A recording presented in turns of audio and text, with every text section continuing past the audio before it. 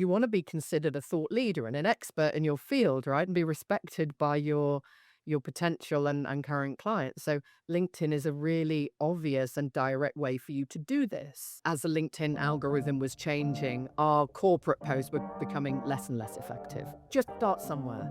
Just do one post. You don't have to have a 2-month content plan. People buy from people, not from the company. What became increasingly obvious is that if we wanted to be able to reach our clients and our prospective clients, our individual consultants were going to be the route to do that effectively.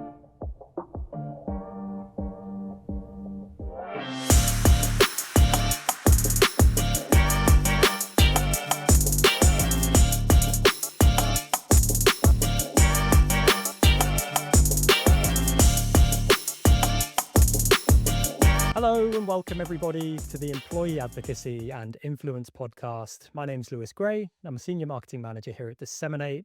I'm flying solo as a host today. I'm typically joined by my co-host Elliot, but for two reasons I'm hosting alone today. The first is he's particularly difficult to pin down at the end of the financial year, but most importantly, this is actually through choice.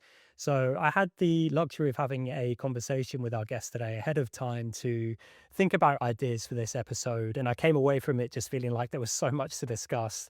It was best to let the guest do most of the talking if possible, because I genuinely think we're going to be discussing stuff on today's episode that we've definitely never discussed on the podcast previously. But a lot of this, if you can implement this into your own employee advocacy program, will be an absolute game changer. So without further ado, our special guest today is Vicky Cunningham from Efficio Consulting. So Vicky, firstly, welcome to the show. It's a pleasure to have you on.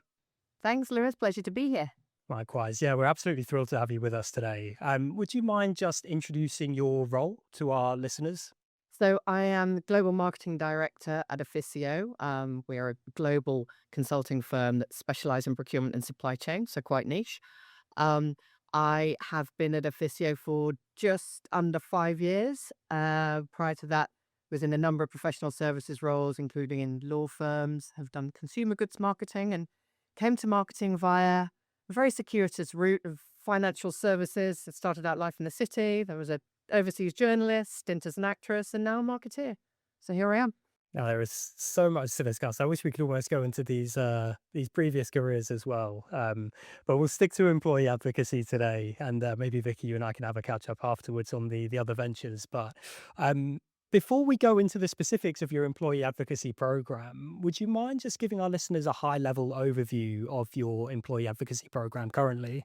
So we began just over a year and a half ago, just sort of light touch experimentally. We felt like that we'd been posting a lot of content through our corporate LinkedIn account, and sometimes it feels like you're, shouting out into a void and you're not quite sure how good the engagement is. You might see lots of engagement purely on the, on the high level analytics, but we didn't know what our team was doing, and we felt that they could and should be more involved. And there was a push from the business to get our consultants more involved in marketing activity generally, and employee advocacy seemed like a great place to start. So we started small and have built out from there.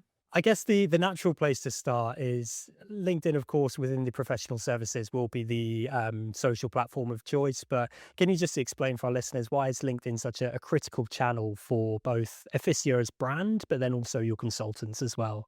It's a great place for us to raise our brand awareness. We know that our clients and our target clients all live on there. We see them posting, we see our competitors posting. If we have to be where our competitors are, and clearly we have to be where we know our clients are. So we know that this is an effective route and channel for us, not only for brand awareness and that kind of direct engagement, but also for employer branding. So it's tremendously important for us to, share our culture and what life at Efficio is like as well. You've alluded to where the idea for employee advocacy came from. I know before you got to the stage where you're at now, you had alternative methods of encouraging employees to share, which have since obviously evolved. But can you talk us through what those initial processes looked like? Yeah. So if we take a start point with, LinkedIn, it was our corporate posting, plus we would get our consultants.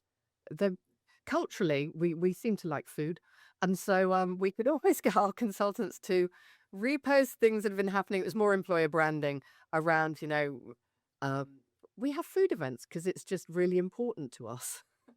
And so people will always share around those kind of events where you come together around a meal or a celebration, sharing people's promotions, etc.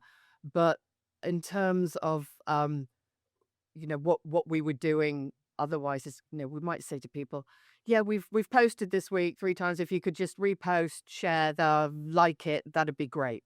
Um, and that was the sort of the limits of it. And that was, it started out in a very ad hoc way. From there, we sort of thought, okay, well, let's be a bit more structured about this. And we saw that people were, you know, they were limited in what they were willing to share and what they were willing to do. Where can you start to make an impact, and what is easy and what is quick? Um, and so, obviously we knew that as the LinkedIn algorithm was changing, our corporate posts were becoming less and less effective.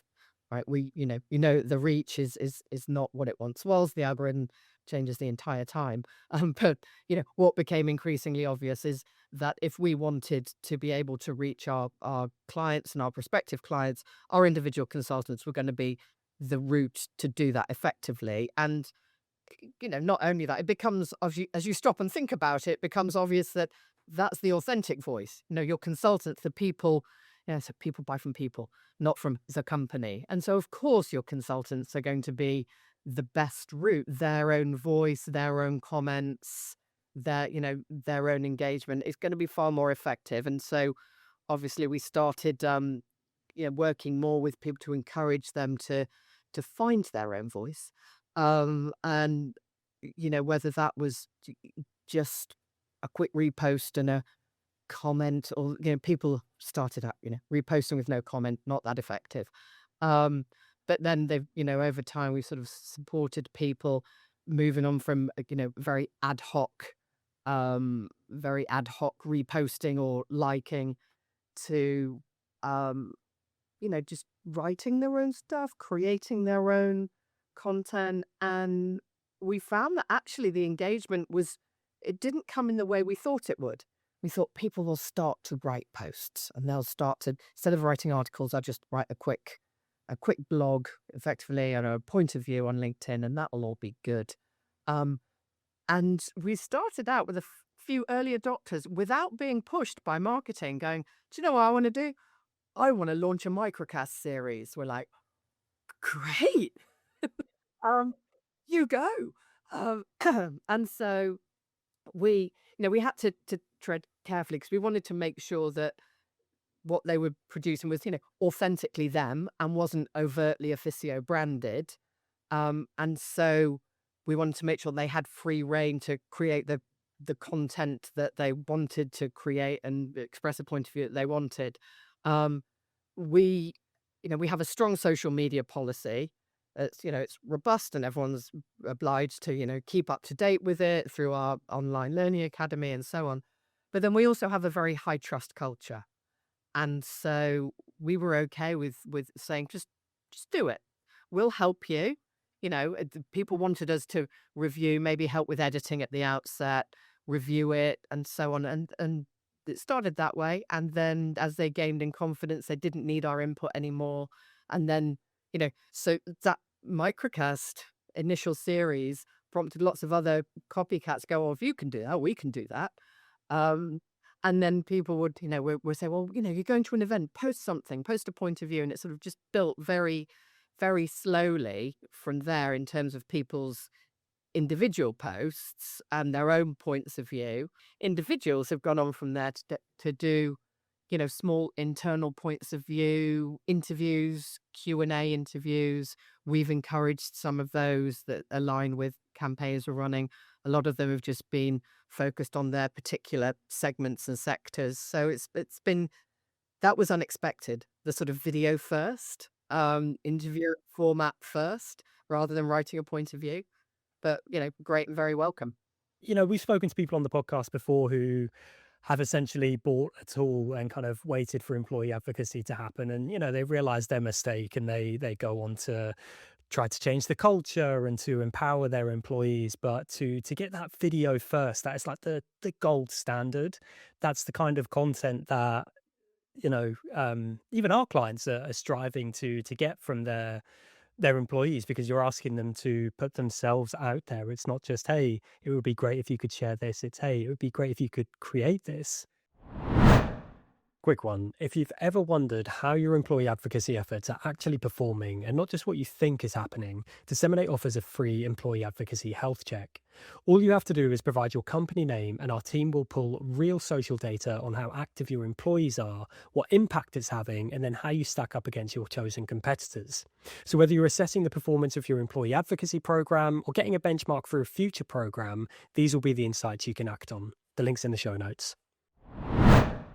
I know obviously you're not using an employee advocacy tool at the moment, but it's something we'll always tell people to do, is just to consider, is the content that you're asking people to share or create relevant to them? And if not, don't expect them to share it. But then, like you said, it's that double whammy of when they do share it, it then resonates with their network because they're typically connected with people who, work in the same sector or whatever it might be.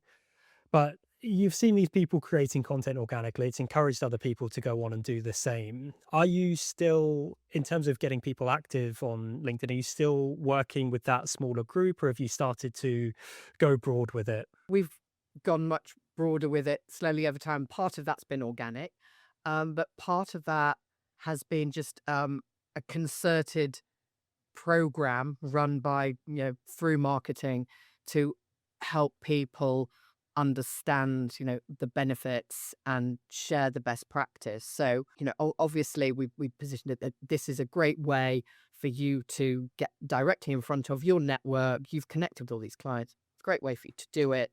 But also, that feels a little bit do this for the greater good. And this is when your clients live. But then the other part of it is saying, but if you are creating this content, so there's a whole part of sharing the content that we've created centrally through, that comes from the corporate account that links to the website. So on that's sort of a different strand.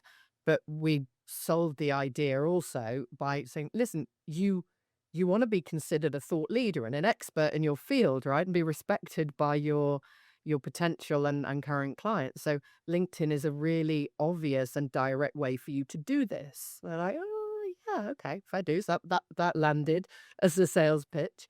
But then we needed obviously to facilitate it. So we created a playbook, which we've socialized across the business of, how to start basics from your LinkedIn profile and image and backdrop and banner and to how to write a post, how to share a post, how to, find an it just, links to all of our image banks if people want to do their own stuff, helping them understand, how to share, how to tag companies or individuals that they've been at an event with or whatever it might be. Just some of those basic building blocks of best practice, and also showing them what good looks like elsewhere in the company so they can sort of have a few use cases. So that's the playbook. Then we took that playbook and built out some sort of training from it that we have run.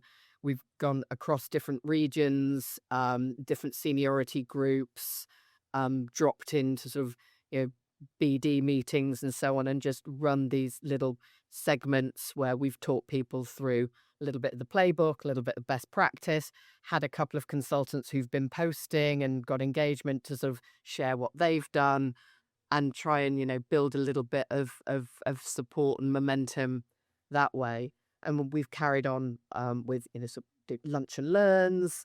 We have now Mayu, who's our employee advocacy manager, has runs a drop-in session once a week. And that's very interesting actually, because in a group session, people will ask, very standard questions. But when you get to the drop-in sessions, she's told me that people will ask questions that, they might think were silly questions otherwise, that they wouldn't ask in a group environment. And they go, I really want to post, but I've only got an idea for one post, and I've got to have a whole. Yeah, they look for our consultants. Obviously, they look for perfection, right? We employ the well, that's great.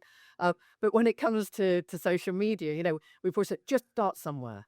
Just do one post. No, you don't have to have a 2 month content plan for this, and you don't have to have a video just because other people have. Just you're going to an event, just you like write about it, or your sector group's running a webinar, just write a post about that. And so just sort of getting people comfortable with those sorts of, that sort of process. And then we've created a number of tools to help them along. I think they'll go into a little bit of detail, but maybe about some of the ways we've been using AI to support this rollout. Um, and so, yeah, we've seen engagement build gradually, slowly. It's been sort of bottom up rather than top down. And yeah, we're really pleased with the way it's going. That's amazing. And I mean, in terms of doing all the right things, I'm just going tick, tick, tick. It's social media policy, it's leading by example, it's providing the resources and giving your colleagues somebody that they can go to if they have any questions is a complete game changer that so many people just don't consider. We've seen employee advocacy programs that have been running for 3 to 4 years, and we'll ask the program manager, what are some of the challenges that our employees are facing? Not sure. I should ask them. It's like maybe after year one, it would have been a good time to ask them. Now is absolutely the time. But if you don't understand the challenges your employees are facing, firstly, how can you get them content that's relevant to them? How are you going to encourage them to keep sharing? You said about AI. This is definitely something I wanted to come on to. And this is, I think, the one that I was really referencing at the top of the episode when I said about the fact that you're doing things that we've just never even seen before and definitely haven't spoken about on the podcast. Um, I know from our previous chat, just before we come on to it, that you were experiencing some issues with employees who weren't sure what to post. And we've, I guess, just spoken about that. Can you just talk about how that then led to the idea to introduce custom GPTs and how they eventually came about? So, as a business, for the last couple of years, we have been thinking about how to bake AI into our business and into procurement, and we've had a partnership with OpenAI to help us along this journey. And that, at the outset, has been about um, building AI into procurement processes in a way that will help our clients. But once we've got that set, we as a business ran a sort of systematic process of onboarding and training everybody in the use of, in our own environment of chat GPT, um, and just got people comfortable with the fact that this is okay to use in a work environment. This is how, these are the guardrails. Um, and we've been encouraging everybody, not just consultants who are looking at using AI in procurement, but also across business services. We've encouraged people to think about how they can use AI in their part of the business. And there was a central team set up to help uh, different parts of business services and elsewhere to work with AI and to think about, how they are there tools that would be particularly useful for them. So I designated a member of my team, Ryan, to be our AI guru. And he, with a little help from this team at the outset, and then having learned the process himself, has created some custom GPTs for us. And the first use case, like, okay, well, what would they be useful for in marketing? What would they be useful for in employee advocacy? Um, and so it's to get over blank page syndrome. It's the hardest thing, right? You might worry about how many images to use in a post, but for a lot of people, whether it's writing an article or writing a social post, they're like, I don't know where to start. And so through this we call it very pithily LinkedIn Post Pro. That's what it says on the tin. It's got a series of prompts that will take a user through. Well, who is it you want to talk to? What is it you want them to take away from this? Is there a key area you want to focus in on them? We'll just sort of talk them through it, um, and then help them to create a post, a start point. Now, Obviously, we wouldn't encourage anybody to just take that and post it. We always say it's a start point. Take that, obviously fact check, but then make it your own. Give it your own personal spin, your own tone of voice. You can do that. You didn't know how to start with what you wanted to say. Now you've got the core of it down. Personalize it, tweak it, make it your own, and people love playing with that. I say playing with it. I mean, they're using it to either write a point of view or even to, if they're going to repost somebody else's post or a corporate post, using it to shape their comment that to go with it. And that's proved to be really, really successful in getting more people comfortable with using the tools, using LinkedIn, posting regularly. And we've also, beyond that, we've got a more in-depth version that can help people to write articles or case studies. Again, going through a framework of who's your audience, what do you want them to take away from this, what's the action you want them to take. We've got other GPTs to help them find marketing assets and resources or images to go with their post or whatever it might be. So that has helped not only with original point of views, but also with helping people to be more effective at reposting. Because whilst Mayu in our employee advocacy newsletter, which we went from the odd email to encourage people to post and share content to now a standalone employee advocacy newsletter. It says this is new content that is in the current campaign that we're running, or new content for your sector that we've published on the website or through our own corporate LinkedIn. Share it, like it, comment on it. Here's a couple of starting point posts that comments that you could use and tweak to repost it. And people will use those comments there, or they can use a custom GPTs to create their own. Yeah, you are doing so much at the moment. I know anybody that's listening to this, if you're not, you absolutely should be taking notes if this isn't something that you're exploring at the moment, because it's probably the most common hurdle that we hear, Vicky, is, employees are open to the idea of posting on LinkedIn. It's just that paralysis when they look at a blank sheet, they don't know what to say. But this basically just uses AI as an enabler. And I think that's an important distinction as well. You've been very clear in saying that, but to reiterate, it's an enabler, but it's not the original point of view. You're encouraging people to add their own take. Vicky, I'd love to know, because you've done an amazing job getting your employees on board, empowering them and enabling them with tools like your custom GPTs. I know SLT, getting your senior leadership team on board, can be a great way to kind of enact change from the top down. You've mentioned about building from the bottom up. You're going for the, culture change, which is equally important. But do you have any plans to bring SLT into the fold? I would say that we did start bottom down, and part of that comes from, we have a very open, supportive culture of trust. So it was okay for people to experiment themselves, test and learn, right? And we were happy with that as a business. Now, senior leadership, we're always very supportive of this and supportive of, more people getting involved and posting on LinkedIn and socializing and amplifying through LinkedIn. They might occasionally have, done a little thumbs up like of a piece of content, but they weren't actively posting themselves. And so, yes, we are now being proactive in trying to bring more of the senior leadership team into the fold. Now, of course, you get the challenge of, these are the most time poor people in the business. And even though there's a willingness, it's hard for many people to find the time. Now, as a team, of course, we'd say, "Oh, can you just post for me?" It's like, yeah, but that's not scalable. We don't have the bandwidth to be doing this for a lot of people. There are one or two cases where we do, um, but that's still, with the support of that person. We're not blind posting for them. I guess that's our objective for this year, to bring in more of the senior leadership into the posting fold, into the advocacy fold.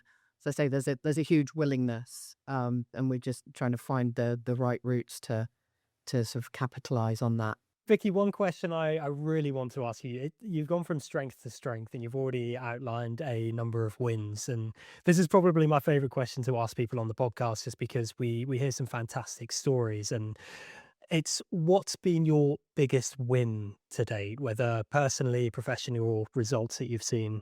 We have, so a lot of this is sort of anecdotal, rather than looking, as you say, we don't have a platform, so we can't sort of look at hard KPIs and data. But anecdotally, we've heard the biggest actually hit number one of the league table is we heard about an actual opportunity to bid for a new piece of business which came directly from a one of the microcasts that was posted actually, and there was a comment on there that was picked up, and then a exchange of emails followed and resulted in a bid opportunity. And that was, you wouldn't really typically expect to see that direct and very quick conversion. It would be a sort of very slow burn process, you'd think. So that was the biggest, most obvious one. We're hearing anecdotally that, even if clients and contacts aren't necessarily commenting on a post, in a meeting scenario, they'll reference, "Oh yeah, I saw your post on X. Read your, I watched your video on Y." So we're hearing anecdotally that people are um, referencing the activity, enjoying it, engaging with it. So it's great to sort of hear those proof points come back. That's amazing. I think when you're in consulting as well, those wins are probably as good as it gets, right? Yeah. That's the gold standard. Have you found those anecdotes to be effective in kind of communicating the impact of this? Is it kind of having like a full circle effect where it's then, people who are doing it, generating these results, and then it's, hey, the next, group of people that you're trying to onboard, look at what this person's done. Are you able to share those stories? I mean, we do share those stories, but I think they're not necessarily the most relatable ones because people will consider that to be the outlier, right? So I think more effective is sharing the simple stories of how easy it was to create this post or this video, and you can do the same. And look, get everybody in your team to share it. Obviously, it's the we we didn't talk too much about how we've worked, trying to get people to amplify their own team's posts. And I think where we can see that there's been a lot of internal amplification of an individual's post, that's more compelling, almost in a weird way, than saying, "Oh yeah, but look, this client commented or this opportunity came from it," because people don't necessarily believe that if they post, an opportunity will result, because that's a massive outlier. That's not the normal, right? But if they see that somebody created a post or a video and their entire team reposted it, they stick it on their group Teams chat, they stick it in their WhatsApp group, and everybody goes, "Oh yeah, I'll do that. I'll copy that. I'll post that now." Those are more effective proof points that people are more likely to pick up on. I really love that. I think I need to reframe my thinking on this because it's probably the reason why I buy scratch cards but don't play the lottery because one feels much more achievable. I guess the natural follow-up question to that then, Vicky, we've discussed one or two, but what's been the biggest challenge of your employee advocacy program? It's the same whether you're junior or senior. It's getting people's time and attention. Best will in the world, people say, "Yeah, I'll just carve out a little bit of time to do this," and the intention's there and the follow through isn't. So I think that's always going to be the biggest obstacle, is turning the intention into action. And so, I guess it's a sort of a um, nudge strategy. We just have to keep present, keep reminding people of the opportunities, sharing the best practices, and hoping that, one by one, we'll get another person this week and another person the week after to start posting. It's that they start to fall like dominoes, or maybe the snowball effect is a better analogy there. Um, in that case, then, Vicky, looking at the next 6 to 12 months, what does success look like for you? I think it will be just seeing a steady growth in participation, whether that is participation of people posting for the first time. That's great. But as I said, it's getting people to start small and start somewhere. So if we can just see the engagement figures ticking up gradually, and that will include the people just reposting with a comment, or commenting on a post.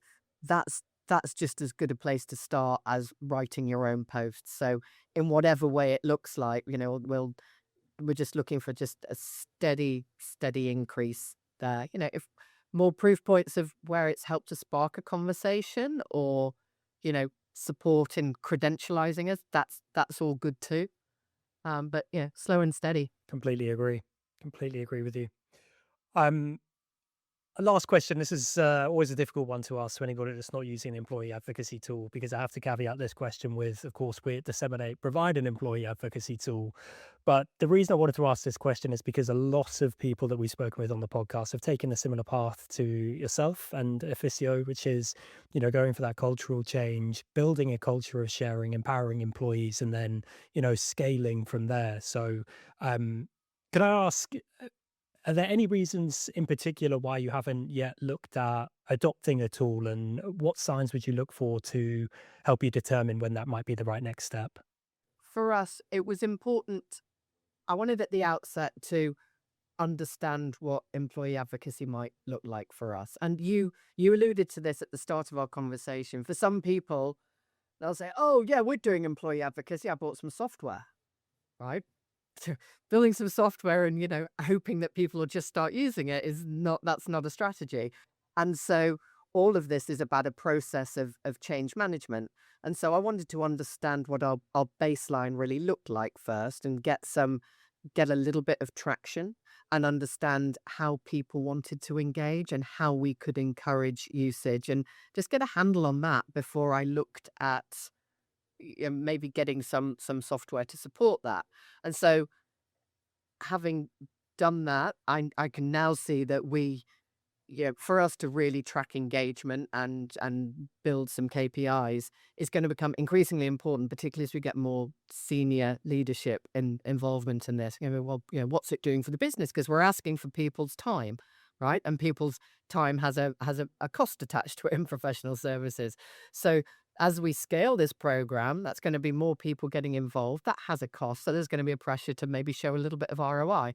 And I think that we're close to getting to the point where we need to have a more structured framework to grow this within so that we can start tracking a little bit more of that engagement and starting to attribute a little bit more ROI in a very basic sense to all of these efforts that are going into it. Yeah, of course. And I think based on what you said, success looks like in the next 6 to 12 months, you're taking the steps to get there as well. If the focus is on participation and getting more people sharing, then results come with that, of course.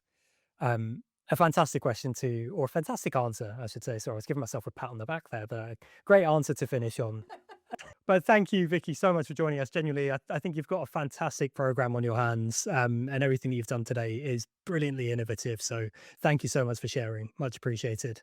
No, thanks, Liz. I've really enjoyed the conversation and happy to have been invited to join you. So thank you. Thank you so much. And of course, and thank you everybody for listening. We'll catch you this time next week. Bye for now.